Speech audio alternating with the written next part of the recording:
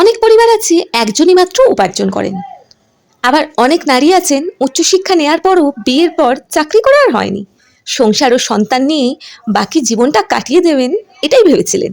কিন্তু অনেক সময় দেখা যায় আকস্মিক কোনো দুর্ঘটনায় একজনের অবর্তমানে সেই নারীকেই ধরতে হচ্ছে সেই পরিবারের হাল। তিনি হয়তো যথেষ্ট শিক্ষিত কিন্তু কোনো চাকরির অভিজ্ঞতা নেই, আবার খুব ফ্রেশার হলেও চাকরিতে জয়েন করা ভীষণ কঠিন।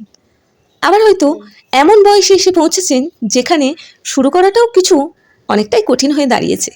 এমন একটি পরিস্থিতিতে মাথা ঠান্ডা রেখে আয় রোজগারের একটা পথ খুঁজে নেওয়া এটা যথেষ্ট টাফ, এবং কিভাবে শুরু করবেন এটাও একটা লড়াই জীবনের।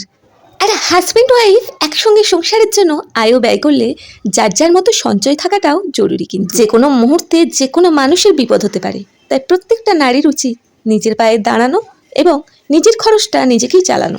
একজনকে ছাড়া আর একজনের জীবন যাতে দুর্বিষহ না হয়ে পড়ে এই দিকটা অবশ্যই খেয়াল রাখা উচিত।